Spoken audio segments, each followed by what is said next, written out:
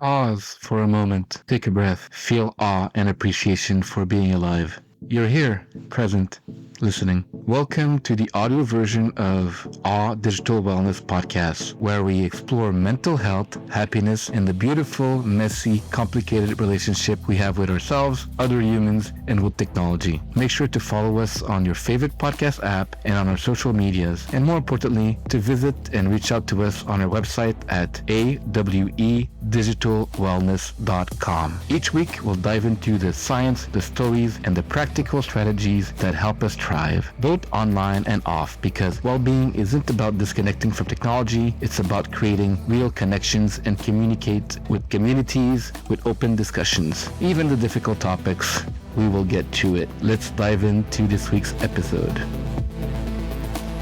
Hi, Mark. Hi, it's good to see you again, Christian. Great to have another podcast on Friday. So we've just started the tradition for the Friday podcast with different themes. And what's the theme today, Mark? Today, we're going to be talking about parenting in the digital age and how technology has almost come to become a third parent, right? A lot of people with children in particular, turning to GPTs, ChatGPT, Anthropic, a lot of different LLMs in an attempt to answer questions that traditionally parents would answer. And what effect is this having on the future generation? So I think if you're a parent and you're watching this, you're going to get a lot of value from the discussion that Christian and I are going to have today. Please, throughout the conversation, we welcome all questions. Just feel free to drop it in the questions section. We'll get to it. We're going to answer questions throughout the conversation. Christian, you are a parent yourself, so I think you might have more to offer in this discussion than me. I will be a future parent, but right now I can only speculate about the effects that technology is having on children. And perhaps there are a lot of parents who are watching this who are perhaps worried about what sort of effect does using TikTok, Instagram, YouTube, Reddit 6, 7, 8 hours a day on children. What does that have long term? So we're going to get into some studies here. We're going to talk about what scientists have found, what have they come up with, what are some possible threats that technology pose towards the development of children. And I'm really excited to be talking with you again today. Always, Mark. And for those joining who don't know, Mark Ritter is the co-founder and CEO of Awe Digital Wellness. And I am the co-founder as well. We're both psychologists and neuroscientists and friends, and love to chat about any cool subjects. So let's get right into it. Again, if you're watching us on LinkedIn, YouTube, X, any channel you want to comment, please do so, and we'll try to respond accordingly. I had a quote just to start it off, and this is from a study called Parenting in a Technological Age. That's from Smith from the University of Leuven in Belgium. That is in 2008, and it already said technology we once managed has come to manage us. So that was before the smartphone, and technology was already starting to manage us. So what's happening now in 2025? Lots of developments, probably the biggest one being the age of AI. In the last 2 years, it's becoming much more invasive, intrusive, knowing much more about us than we perhaps even know about ourselves, essentially. And traditionally, this was used for advertiser data. So the more granular, the more that advertisers actually knew about you, the better that they could create targeting campaigns. Right? If you searched for towels on Google, Amazon would know that you're searching for towels and they would show you advertisements for towels. But if you have children, right, searching for, skateboards or perhaps even music, online concert venues, these algorithms are getting a very, very good understanding of kids' behavior. And nowadays, we just need to face the reality that the internet has become ubiquitous in all of our lives. And so children approach this, they interface with the world in a way that is mostly based on learning, development. A lot of these algorithms, companies at the end of the day are trying to make profit. And so they're trying to manipulate, perhaps inadvertently, children to change their behavior in a certain way that is going to conform to their advertising preferences. So it's become a lot more invasive, I would say, what we call the age of surveillance capitalism. And yeah, it's a little bit of a worrying trend, I would say. And that's why I do advocate for some guardrails on a lot of this technology. Inadvertently, you're very, very kind, Mark, psychologist and marketer that are targeting us adults and the children. If I do have a teenager and I have some lived experience, hopefully, knock on wood, he's still doing okay. One of the things that I was reading is It's a study that talks about social media, particularly and advertising, mentions that, media know how to talk to children, know how to talk to adults, and they're often portraying what we call risky behavior. So risk for your mental health or your physical health in a way that is less risky in advertisement than in reality, right? So, and I would say that teenagers and children have less the capacity to abstract and to really look at danger. How do you construe this in terms of what content are children watching, teenagers watching, and how that affects their perception of self and the world? Well, essentially, the most popular platform amongst teenagers and children nowadays is by a mile TikTok. And the reason it's so popular is that the short form content is shown to children in a way that is based on the algorithm. The TikTok algorithm is the most advanced that there is on any platform out there. And so kids, they are looking for enjoyment and probably a relief from boredom whenever they can, right? And the accessibility of this media is just larger than ever. So the kids with a phone, they can get it out and they can just stare at TikTok all day long, scrolling. Whereas perhaps 15, 20 years ago, boredom was the impetus to actually go out and explore the world, to go into the woods, to go for a walk, to play with your neighbors outside. So I would say that the effects are really secondary. So if you're scrolling on TikTok and you have an algorithm that is engineered to be as addictive as possible by the smartest minds in the world, the result is a child who perhaps isolates themselves, who perhaps thinks that they're supplanting that need for connection by having friends or by watching influencers online. But at the end of the day, they're still in their room alone. They've closed the door. They're not speaking to anyone. They don't want to go outside. The technology rewards them for that sort of behavior, looking for that instant dopamine fix. Essentially, the more they use, the more that they're going to become addicted. And this literally changes the physiology of the brain as well, especially in very young developmental years. There's been studies, I have one study here about association between screen time and children's performance by Madigan and colleagues. And basically, they've said that excessive screen time is associated with delays in development, right? There's been a preponderance of a rise in cases of autism disorder. And a lot of people, they've had hypotheses. Has this been, because of the vaccines? Is it just because, there's more children nowadays? There's a lot of different risk factors. But I do think there is a strong correlation between the amount of time a child spends on the screen because of these addictive algorithms and the likelihood that they'll have some sort of social impairment in their life. Right. I've spoken with a number of psychiatrists, clinical psychologists who agree, although there are some studies emerging now, longitudinal studies. It's hard to measure this because the technology is just developing so quickly. So there are some clear studies that show that ADHD is linked with screen use. Oh, really? Okay.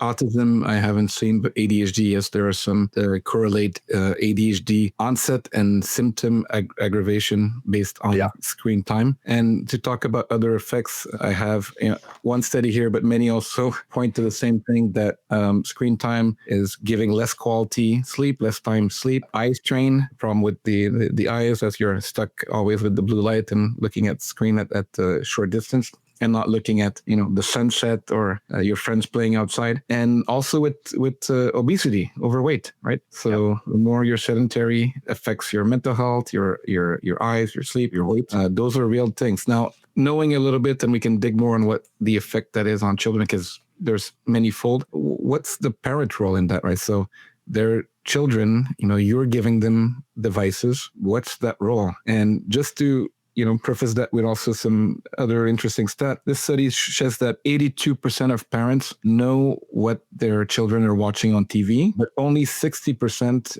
or 56 are aware of what they're doing on the computer, and then less than 40 what they're doing on social media. So, well, to answer your question, I'll use an anecdote myself. I went on vacation recently to Dubai, of all places, right? The social media influencer capital of the world. But really, I was there at a resort and I was going to the beach every day.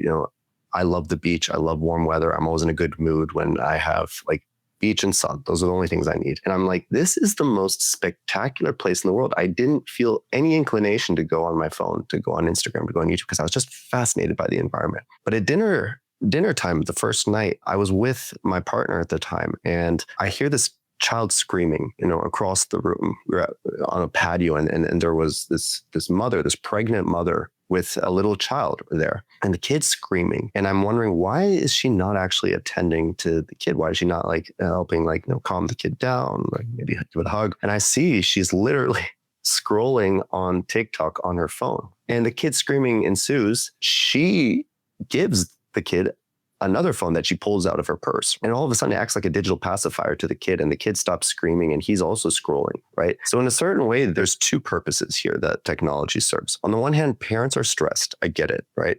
Parenting is tough. It's really demanding. It's probably the most difficult job in the world. And so they're looking for some sort of outlet. They're looking for some sort of escape. Kids, right? They perhaps want that attention. They want that connection with their parents. But again, when they get the phone, it's so addictive, right? That they are scrolling as well. So it actually creates momentary ease from suffering for both people, for the parent and for the child. And look, I get it. It's the easiest solution in the moment. But if every time we got hungry, we went to McDonald's, right? We might not see the effect after one day, but if we go every single day to McDonald's and eat a Happy Meal, you're going to soon find out what the consequences of that behavior are. And I think the problem is that with technology, we haven't really spoken about or understood what those tangible consequences are. Of course, everybody agrees, yeah, fast food is unhealthy. Yeah, don't give your kids like too much fast food, right? But we don't really understand, what is 10 hours on the iPad doing per day towards my 7-year-old, right? What is excessive screen time doing to my kids on the long term? And again, we're seeing a rise in ADHD-like symptoms, right? Distractibility, which makes it tougher for the parents. Parents are clueless. They don't know what to do. They're turning to mental health professionals, and a lot of mental health professionals don't understand how to solve this problem either. So it's getting into a very murky territory. It's becoming very complex, and as technology becomes more and more embedded in our lives. Right now, one of the reasons we started AWE in the first place is because we didn't see a viable solution for this problem on the market. And so we're bringing together some of the biggest experts in the world on this topic to try to find a viable solution. It's like at the beginning of the fast food age, right? Fast food industry, people thought this is really convenient. It saves me a lot of time. I can go get a burger and fries, and I don't have to wait. I can get back to doing the things that I want. Now we're in the age of a technological revolution with AI, with social media, all these things. And we're like, this is convenient, right? This is a great way to entertain myself. But you're inadvertently conditioning certain behavior over time, which you're going to see much greater consequence of if you give it to a child who's still in the developmental stage of their life. Thanks, Mark,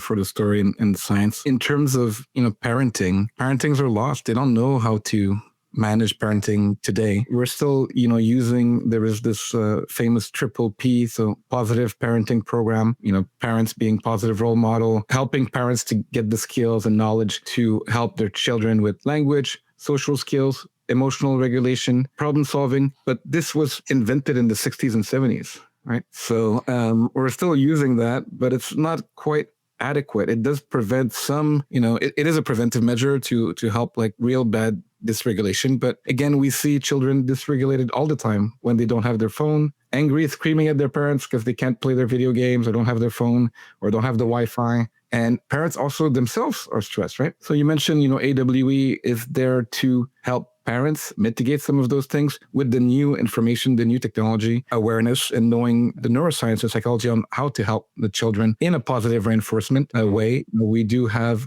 humans like Mark and myself and others to help navigate and coach. And one thing that I've noticed is that there was a study that mentioned the problem with those parenting courses that are going on across the US and other places that takes 10 to 12 weeks. And the biggest problem with that is that parents would love to be better parents. They would even pay money, but they couldn't get to the workshops physically. So up to 49% of parents didn't complete the program because of other commitments, right? So one of the idea that we have, tele-coaching and telemedicine embedded in our fabric is to create the opportunity for any parents to be online and get what they want while maybe the kids are still around and there's other family issues or work issues to take care of. You can get this training online, and there's a lot of studies that show that the adherence rate for online training and coaching is definitely higher than in person. One other interesting study that, talking about this study is called Parent Perspectives on Their Mobile Technology Use, the Excitement and Exhaustion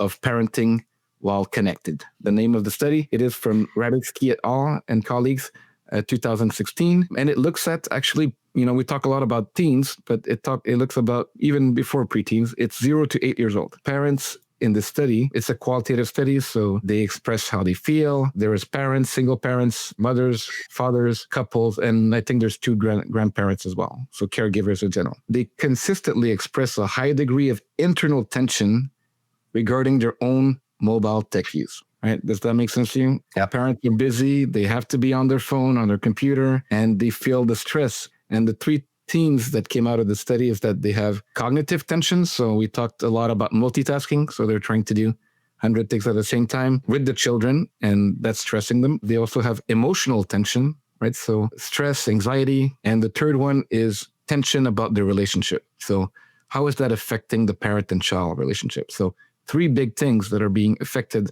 not by the children use, by the parents or caregivers use. Yeah. And again, it's the most convenient solution in the moment. I don't think we're here to demonize the parents. We're just here to say this is a natural consequence of the world that we're living in. There's lots of the world moves fast, right? And it's hard to keep up sometimes. And I think when you look for an outlet from the stress, the easiest solution is, again, to eat that Big Mac, right? When you're hungry. If you're overwhelmed, right, you don't know what to do, it might be easy to just say, shut up to your kid, honestly, instead of actually trying to listen to them and understand them, because you're stressed. So you can't, in a lot of cases, it's hard to blame the parents for the consequence of living in this highly digital society that we're in. And technology, again, is just becoming more and more entangled in our lives. But I wanted to talk for a moment a little bit more about what the lesson is. Like, what is this, the way that we use our phones? What is it? What sort of behavior is it really conditioning? Because on the one hand, what, like I said before, what you see most in adolescence is the reels, right? The Instagram reels, TikTok reels, the short form content that is being consumed. And essentially that's teaching these kids that information, dopamine, is readily available with no strong effort to attain that dopamine. It's just given to you, like handed to you on a platter.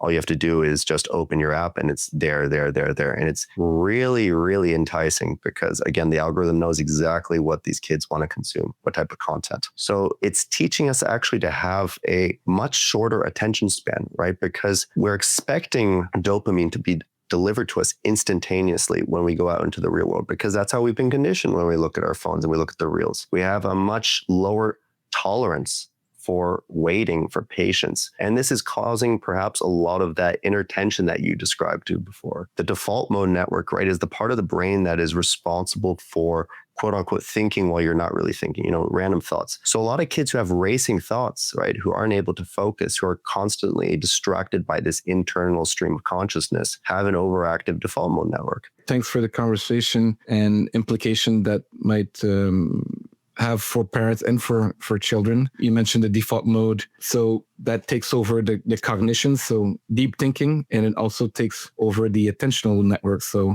much less attention. And then we can see that in grades as well. So we know that it affects academic performance and social skills, right? So how can you also be patient with another human being when, on the reels, it's fun, always there, next, right? And it's not, wait for your friend that's tying his shoe, or wait for this, or have a conversation about a topic that might not be as enticing as something that you see in the algorithm knows that you're trying to have. Is your mic? By the way, do you hear me better now?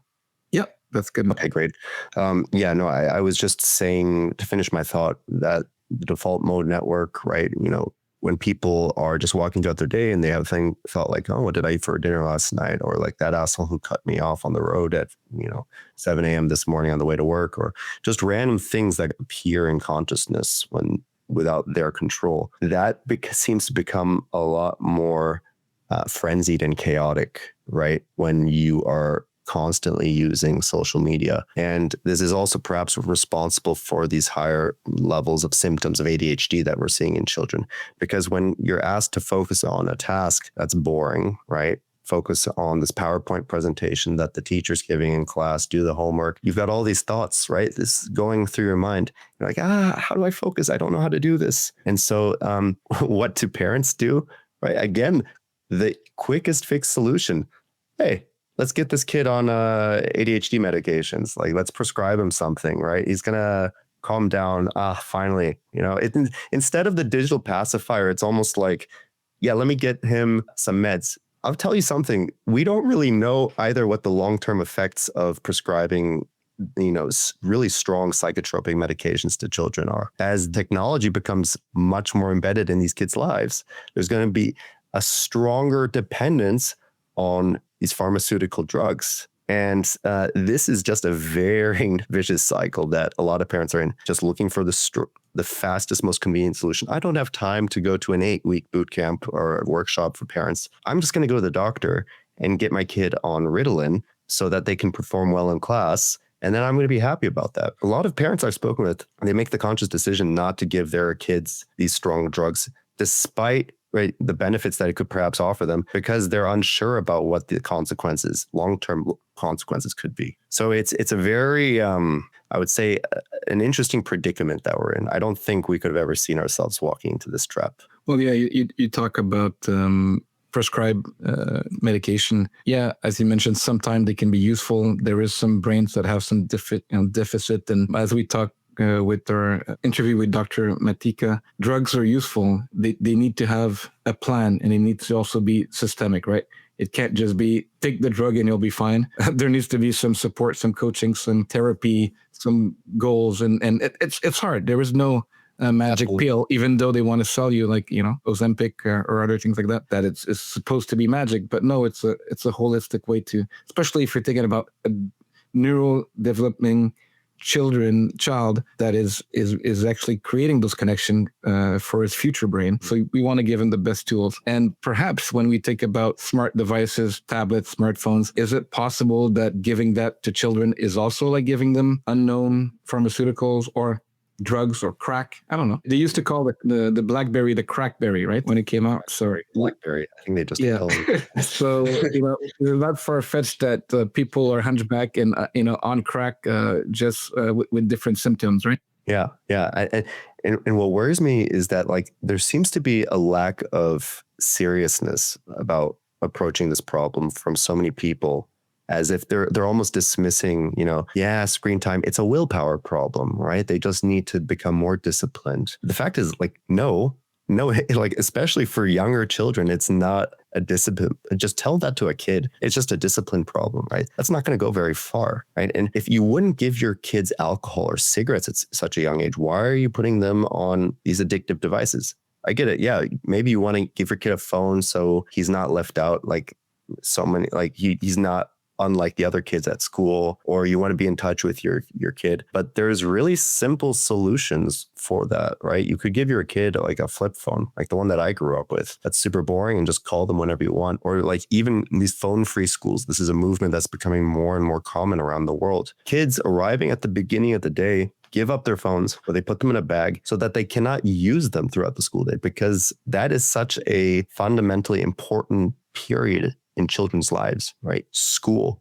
And it's meant for socializing, getting to know your peers and understanding where do you place yourself in the world. So I like this. You think that the socializing now is in social media, right? And that's where the bullying occurs. That's where the comparison occurs. That's where the self-esteem is built through something that's so unreal that, how can you have good self-esteem if you're always looking at social media? Really? The most viewed Netflix series in UK was do you know Adolescence? This one. It was, for anyone who's watching it isn't, I'm sure most people know about this or have heard about it. A young boy, 13-year-old, murders his classmate because of bullying on social media, essentially. For me, what's fascinating isn't really the story of this show, but it's the data, the Netflix data on the show, making it that most highly watched series in the UK or even in Europe, I believe, which means that this is a very relevant topic for many people, for parents who are worried about this problem. They don't know what the solution is, per se. I think they're both worried, but also sometimes not worried enough. I was speaking to parents and, most love what we do and it's great.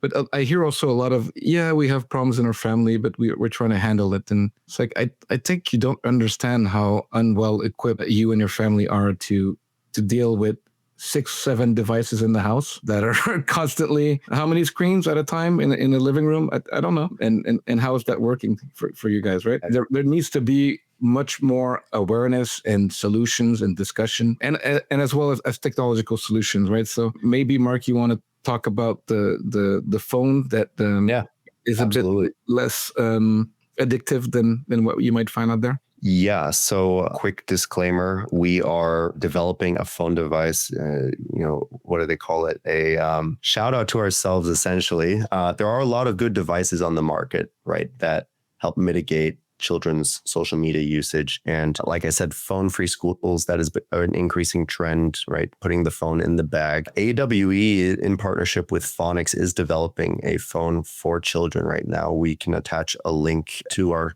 Shopify site. For I think at the moment we're only available in France and Germany, but essentially we've developed a phone that is medically approved in Europe, that is meant for adolescents and children. And essentially this phone, through operant conditioning, encourages, it is a smartphone, and our partner has developed the OS for this, and encourages children to use the phone less, to become less addicted to their phone. You know how much easier that would be on you as a parent? How much stress you don't have to deal with if your kid is not only just using the phone less, but they're having less emotional outbursts, they're more emotionally regulated, they're better able to focus. You know how much easier this would make your life as a parent, right? Again, the phone that we've developed has been medically approved for the treatment of child and adolescent ADHD. And so that's one of the solutions. Again, another solution, using a lockbox.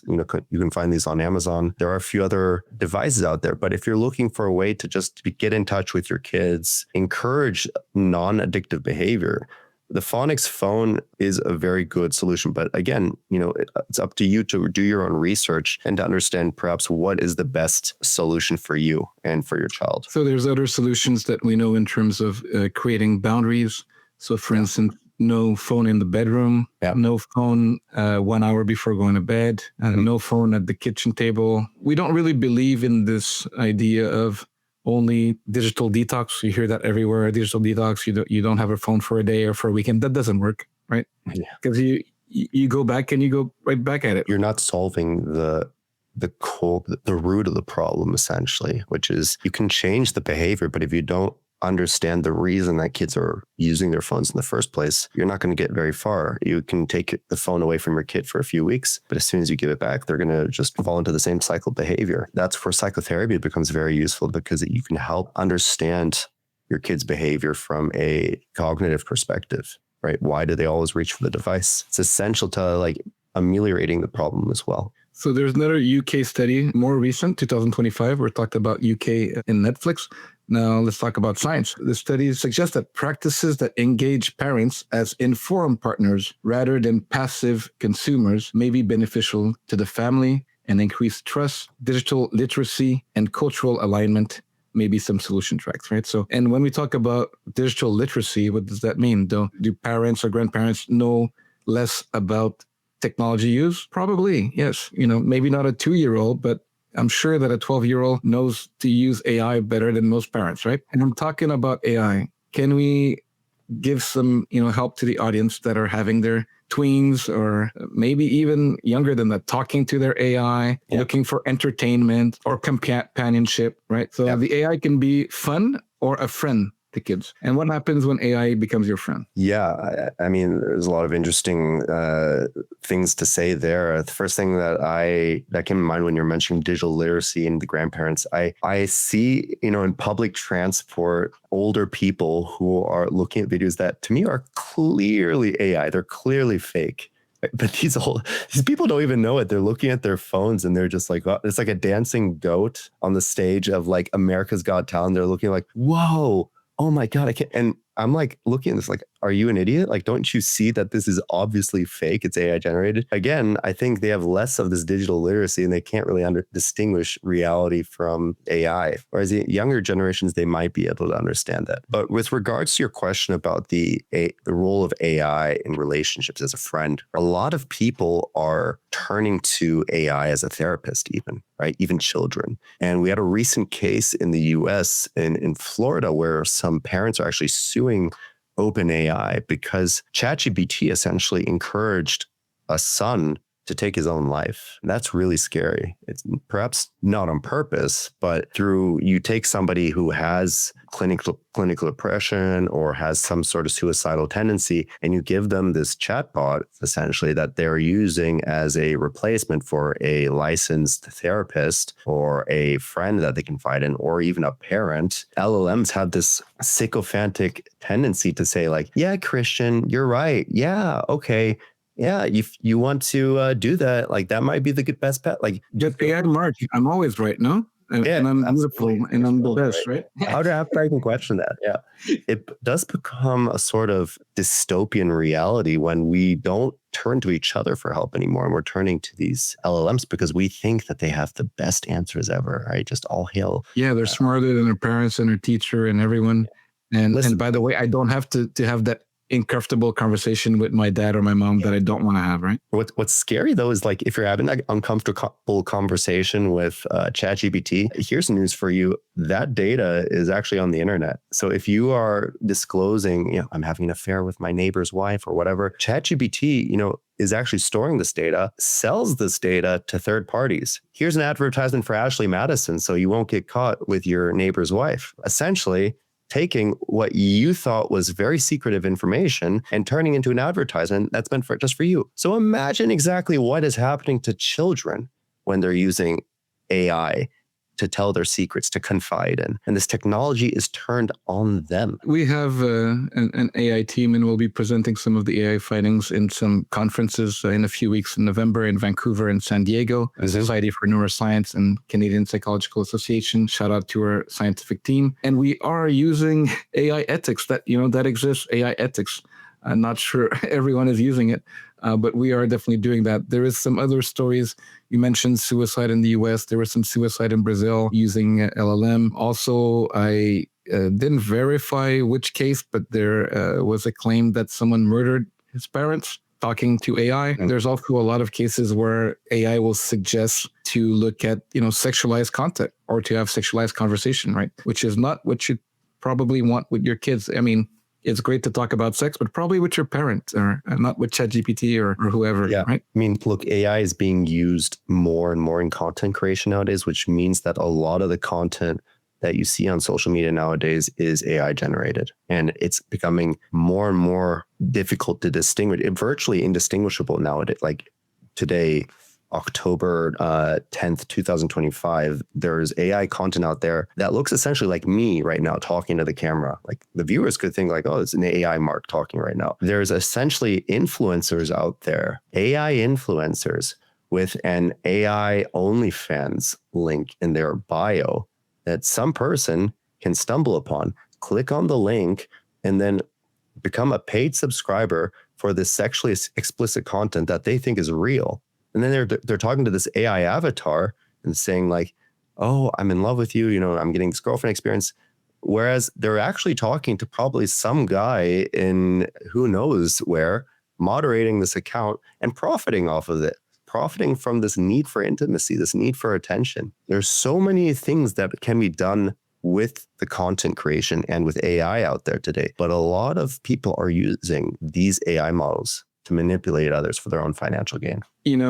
I have this interesting passage here that says that even though your friendly AI respond in a warm, friendly way, they don't care about you or your children. And they're a very poor substitute for safe, stable, and nurturing relationship that children need to grow. An AI chatbot, they can easily gain children and adults' trust, right? I know grown-up human beings that have relationship with chatbot, so they can build your trust because of that agreeableness.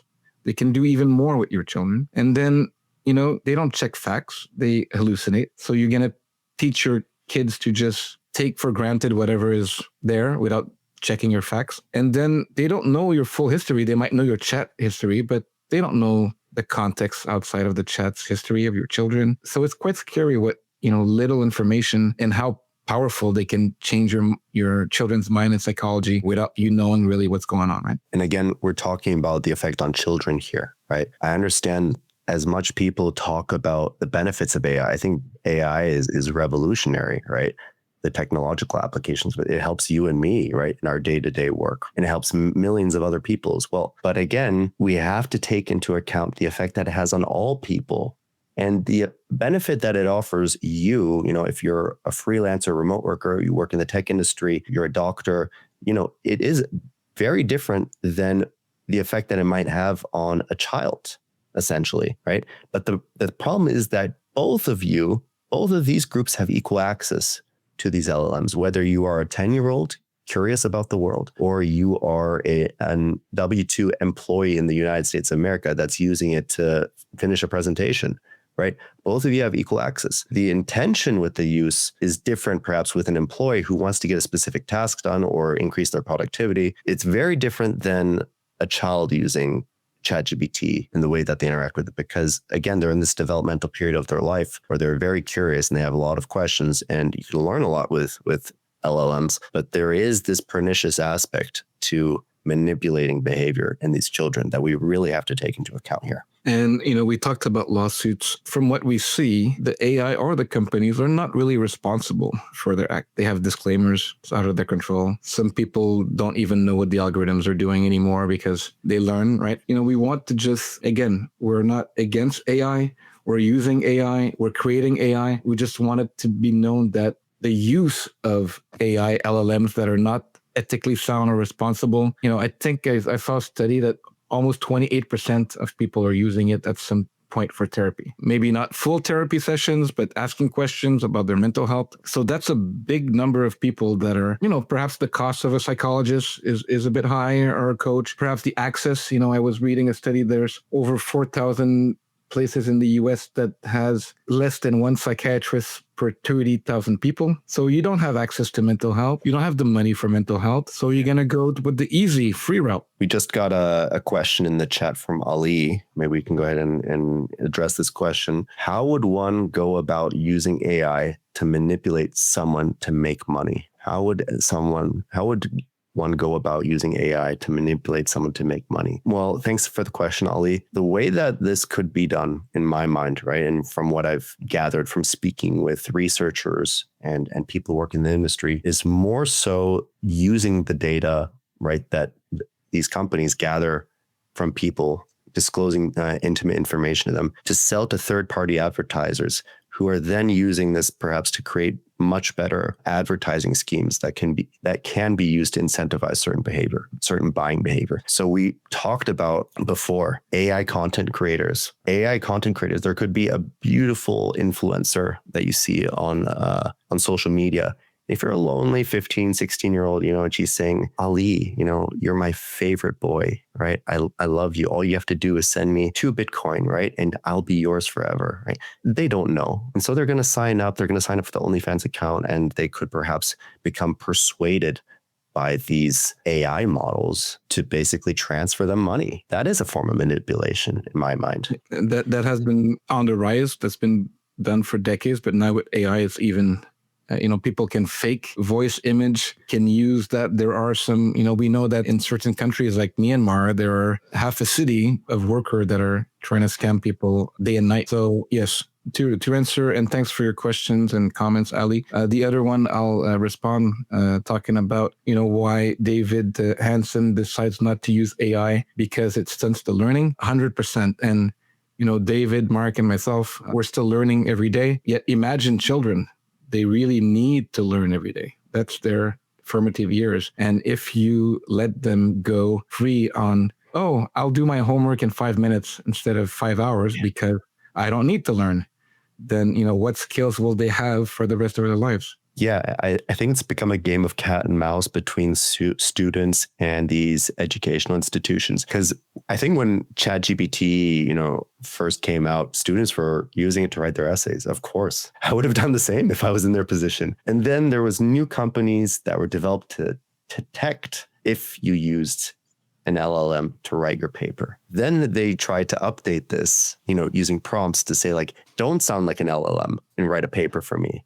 Right. So again, humans have this tendency to just find the path of least resistance and just to go for that solution. And it's going to just go back and forth. But the effect that this has on people is if they don't invest time in writing the paper, they're not learning from that process of trying to gather information, trying to summarize it, putting it together in a coherent paragraph or form. Yes, it's boring, but the boredom is important for your learning, for your development. And that's what these kids don't understand. Well, I like I said, I use AI. I did not use AI at all to research all the articles that we're talking about today. Found them, I looked at them, I read them. AI cannot replicate this level of knowledge and learning, right? Mark, you mentioned I have some lived experience. So I do have a son, which a few years ago in middle school told me that, hey, Dad, yes, I'm using AI. My friends are, we're cheating. And then I said, well, he said, I'm using it less than others. I actually tried to fix it. So I went over it was a research assignment, and, we went through it, and okay, there were some mistakes and there were some things.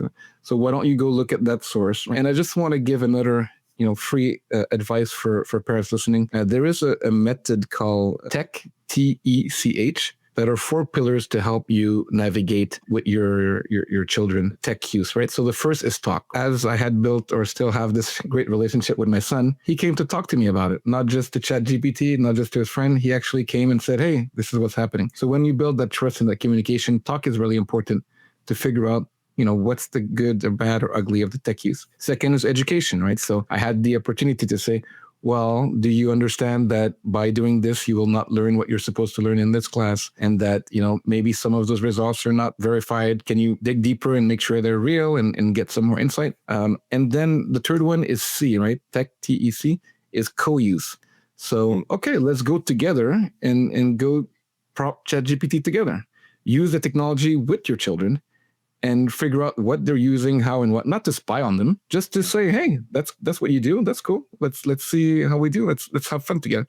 And it's the same thing with TV. We talked about Netflix or Amazon. Watch shows with your kid and then challenge them. Is it an educational show or is it misrepresenting the reality? And have discussions with your children about what they're watching, the content, the quality of the content, right? So social media per se is not bad. We're here on YouTube and LinkedIn. I think we're doing quality content. I think this has value. If your children are watching this, good. If they're watching some cat video on TikTok, maybe less useful. So it's not only about the quantity of time or the device, but it's also the content. And the more you can co-use technology and see what content they're attracted to or their peers are, you can steer them maybe to say, okay, we can have X percent, 15% of fun content, which is just for fun, 15% of other content that's maybe learning, and the rest should be like moderate quality content, because we want to use technology to learn, to share, to feel the connection that we have as human being, and not to disconnect. The last one is H, so tech. H is for house rule, but I will also use it for healthy limits, right? So house rule, we talked about time or space where you can have some rules. You can have some limits. They should be healthy. You don't want to bring the gauntlet and everything is not working. So just limits and just communication with the children. Those are 4 things that you can do today for free to help your family have a little discussion about tech use. Great tips. I think there's something, there's an uncomfortable truth to what people really search for on the internet. I mean, if Google was accurate, if they were telling the truth about what people are actually searching for, right? When you type in things on those like autofill results, you see like harmless, like just suggestions. But I think there's some statistic about like 70% of searches are actually for pornographic material. And so let's face it, like a lot of adolescents, they're going through puberty and they have these desires, and the accessibility to pornographic content is just easier than ever. So you can have a 11, 12, 13-year-old going online and essentially being offered this stuff on a platter. Over the years, they're becoming more conditioned to go to that source whenever they're feeling the urge or the inclination. They are teaching themselves, or technology is conditioning in the way to satisfy their needs whenever they fulfill it, instead of going out into the real world and approaching a woman or, trying to find a textbook to prepare for the exam. They're just going to go on ChatGPT or these other LLMs to basically try to solve their problems. And really what we're talking about here is not on the one hand, we have the influence of the type of content they're watching, but again, the indirect effect here, right? Isolation, loss of connection to loved ones has very real consequences for these kids as well. Thanks, Mark. And, we are always trying to have a balanced approach. Ali is asking. Love it, Ali. Thanks for the questions. When I was a student, my goals were to expend as little effort as possible and get good grades. And I was a relatively good student.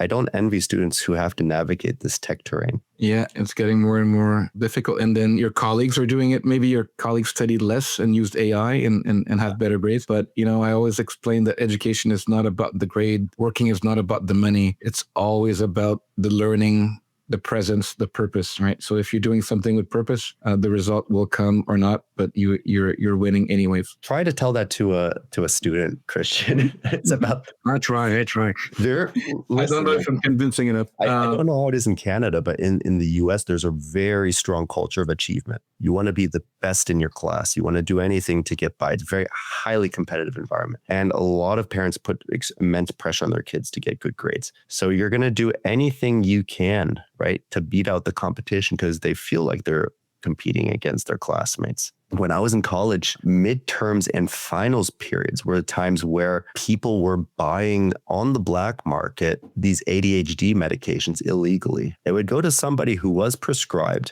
and they would say, hey, could I buy some Ritalin for me? Could I buy some Vyvanse? Could I buy some Adderall? Right? Because I need to study for my exams. I need to get a good grade. So it's the culture that's really reinforcing this, that's encouraging this sort of behavior. We can blame technology, but we also have to just understand like the societal pressures that are on these kids to perform and to achieve and to be the best. Yeah, I didn't have access to Ritalin. I just had 100 milligram of caffeine pill, which made my heart beat as much as I was in love. But yeah, I had sleepless nights studying at those physiology and neuroscience exam, fun stuff. So yeah, all the best to the students right now that have to navigate that. Thanks, Ali, for another question. I also wanted to go in terms of like positive things that are going with parents right now, right? So they have this big dilemma that is tech, but there's also some good things, right? So they have access to more information. They can learn how to become better parents, which 20 years ago they could, but maybe a book at the library or something.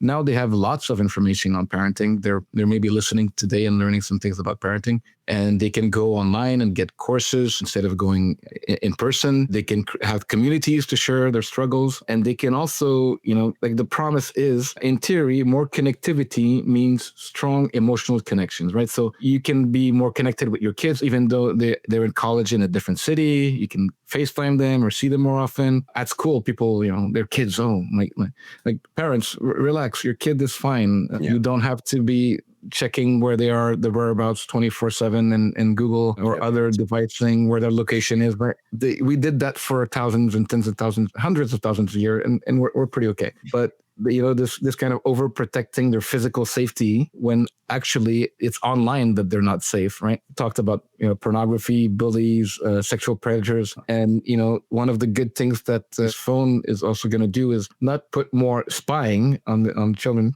but actually give them tasks to do and have pretty strict pornography filters that are updated. And the big difference is that when you get caught doing something illegal, you get punished. You don't use the phone for X amount of time, and the parents get notified. So no cheating. If you use AI in exam, it'll check you if you're doing something wrong on your phone or not, are using too much of those things. You'll have some feedback. But another positive thing, just to continue, is that parents now have the access to remote and hybrid work. They have more flexible schedule. So they can also longer parental leave. I took a year of parental leave with my son as a father, which allowed me to travel the world. So technically, you can be more present with your children in 2025 than you were when you were doing a 9 to 5 or 8 to 4 job, and you didn't see your kids the whole day and they didn't see you. But in reality is that now even in the home, you're there, but you're not present. People are still on their device. Kids are on their phone. You're on your phone. You have 3 or 4 screens. And we talked, already about the phenomena of phubbing, which is snubbing someone with the phone, right? And that could be for children. That could be even as a couple. You're with your girlfriend and both are watching their phone. You're not present, right? So those things that are the promise of connection are actually often the cause of disconnection and discord, right? We talk about phone conflict. You want to elaborate on that a bit, Mark? Yeah, well, again, another story comes to mind. I think all of this got out of control first during COVID when a lot of the schools shifted to online learning modules. And I visited a neighbor of mine, father, mother were working from home, kids were on Zoom, classroom setting, but they weren't paying attention to the computer. They were off playing games somewhere in the house. And of course, they're not going to stare at a screen and try to learn something all day. So that's a critical period that a lot of kids miss out on, right? They're not learning in the classroom setting. You can't just put some kid in front of a screen and expect them to learn and to be able to focus. It's just not realistic. And I think that's where a lot of these consequences began to form. You have the family that's close together. That's amazing. I agree. You don't have to drive 40 minutes to work. You get to spend more time with your kids. Fantastic. But if the kids are in the same position, you shouldn't have the same expectation on your kids using their computers as you do on the parents. Very different developmental periods of their lives. So it's a very interesting phenomenon. I'm very glad that we've gone back to normal schooling methods, and even a step further, as I said before, these no phone in school movement that we're seeing is a very encouraging sign. Yeah, we have that in Quebec, Canada, one of the first provinces to have phone-free school. It just started last month, so my son is no phone, and that's great. I do still want to say that there is a possibility that children might not use it at school, which is good for learning, but they might also overcompensate at night and in the weekends. So it's not just the school. There's a whole 24-hour and 7 days a week, and there's the summer. So there's still some more awareness to be done, but that's a great start. I agree. And how are they enforcing it at your son's school? So yeah, you either don't come with a phone or you leave it in your locker the whole day. You leave it in your locker. And so what's the punishment for using it? They just take it away from you? Yeah. My friend says that some of his friends have already gotten caught. Teenagers will be teenagers. Ali posted a comment. The school I am working at also just banned phones. It is amazing. Yeah, I'm sure it is. I'd be curious, Ali, like if you've seen what sort of differences you've seen, why it's become amazing now, right? I can only imagine that like it's easier for kids to like focus, but I do see some students glued to their laptops now, though, but it's an improvement, right? Sign of overcompensation for sure. When the kids get back, if the phone's still there, they might be like, oh, finally, I've been waiting all day. I can use my phone again. I can go on TikTok again. So it might solve the problem temporarily for a specific period of time, which is really great. It's an improvement. But usually kids still spend time together after school, right? They'll get together, they'll do something. And if they don't do that because they're on their phones instead, that could become a problem. For the most part, my son goes 2 hours with his friends, walk to the YMCA, does some sport, and pretty healthy habits so far, but not all of them are doing that. Just wanted to quote another scientific study that says, so that's Yadav and Chakraborty 2022, that state that children are progressively becoming addicted to technology as cell phones, tablets, computers, and other devices are used on a large scale. That's 2022, right? Before AI. And Kurt, 2023, says that this addiction can lead to social isolation, decreased academic performance, difficulty sleeping, health problems such as headaches, eye strain, and emotional issues such as depression and anxiety. So that's a lot that children get to experience or have the chance to be affected by, right? So technology as a parent, and if you're letting that, the name of the podcast today, if you're letting technology becoming that third parent, do you think that he's going to be a good parent? How important is the role of parenting, right? That's the question that you have to ask yourself. Very good. And, one other thing that modern parenting is doing is that we have now better responsibility between the genders. So fathers are parenting more, especially here in Quebec. And in 2020 study mentioned that fathers now spend an average of 3 hours per workday on childcare activities, right? So all the fathers out there doing a good job. Let's do that. But also be conscious of the tech use as we're fathering and doing. Yeah, no, shout out to all the fathers out there that are spending more and more time with their sons and with their kids. I just wanted to add something. So we've been, for the most part, we've been talking about the negative effects of phones and computers on kids. I had the chance to spend time with a really close friend of mine the past couple of days he works for Google, and they're developing glasses that are offering people a lot of the capabilities of smartphones, right? So you'll get notifications and you'll have some sort of AR feature. It's an augmented reality feature built into the glasses so that you can see things like in the world and be able to interact with them. It's also going to have the capability of modifying behavior, right? If you want to perhaps encourage somebody to abstain from alcohol, right? The glasses could help reroute, like when you're on the way to work, put you on a route that's avoiding bars, for example. So you're going to have a lower likelihood to drink again. But essentially, these glasses can send you notifications and you have a specific behavior that you would like to achieve. And you can program that in the glasses. That's awesome. The thing that I would worry about is that if there are third parties getting involved in sort of incentivizing behavior in a real-time level, right? Normally you have to look at your phone, but these glasses are on you all day, interacting with you, ubiquitous, omnipresent, all the time. We don't know. I mean, there is potential there, but also some worrying. You're talking about third party. I have another study here that says that 1 out of 4 parents report using a third party application to manage child device use, right? So parents are using things. There are some embedded things in the big players that says they have parental control. We know that doesn't really work. There's third party things that also are monitoring. And, those are kind of like big brother stuff, right? You want your kids to feel that they're being monitored all the time and then find out that you don't build trust. We talked about trust, right? We talked about the triple P, positive parenting, right? What we're seeing with tech use is that it's not positive. It's conflict. It's always, hey, Johnny, can you leave your whatever to come at the table? Have you stopped this? Oh, no, mom, this. Oh, no, dad, this, right? The idea is that we want to create technology and have services and help parents really have a positive parenting strategy in 2025, 2026. That's a bit different than the positive psychology for decades ago. Also wanted, before we leave, I promised someone in our marketing team, which I will not name, to talk about her story that she shared this week. She's a parent and she was shocked as, waiting for her child doing some sports activity and seeing 2 other parents with their kids. And for about 2 hours, the kid just on his phone. And that's it. No monitoring, no talking, and the parents doing their thing. And she just wanted to express and share that story to say, like, that's the state of the world. And whichever parenting type you are, or awareness, everyone is guilty of some of those behaviors.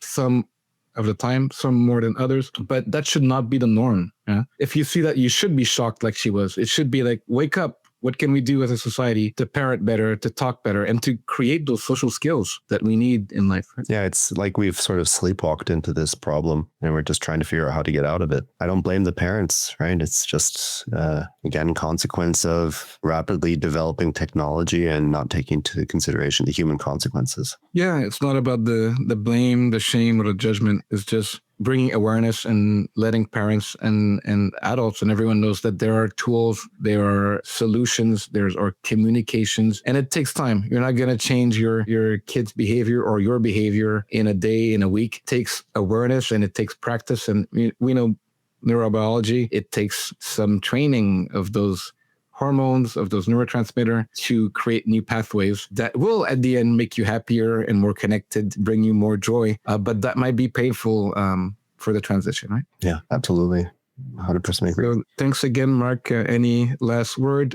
Thanks again for Ali and all the other people that were live on our channel. We appreciate the interaction and comment, and we're here to respond to questions. You can also reach us, as you saw, on our different social media, on our website. We have lots of information. We have some free blogs. We have a newsletter. We have a Substack. Marketing team is doing a lot of stuff. And Mark, any last word before we see you on next Friday? We have a special guest next Friday, my friend, Dr. Bonnie Lee, that will be here next Friday. So tune in if you're here today and share the word. Last words for you, Mark. To any parents watching this, don't be hesitant to look for solutions. AWE, if you visit our website, we offer a lot of free resources to get started on this path to make sure that your children aren't overusing their screen and that they're going to turn out to be, balanced, mentally healthy, not strongly depressed or anxious or have high levels of ADHD-like symptoms. So feel free to reach out on our website. You can set up a call with us if you are concerned about your child, or if you have questions, maybe we can offer some answers. And I will be attaching a link later on for our phonics phone. If you're located in Europe, you can order it now. US, Canada, we are coming soon. And yeah, I wish all the parents watching this best of luck. Thanks, Mark. And thanks again for everyone watching live or watching later. Always a pleasure to chat with you, Mark. See you next week. Have a great weekend. And for those in Canada, happy Canadian Thanksgiving. Enjoy the long weekend. Bye, everyone. Thanks for listening, and we'll be back next week for more awe and awesome conversations. Make sure to follow us and comment on your thoughts on this week's topic. I'm your happiness expert and co-host, Christian Dominic. Please find and reach out to us directly and visit our website at awedigitalwellness.com. See you next time. Thanks for your curiosity. Looking forward to your comments, and keep on smiling.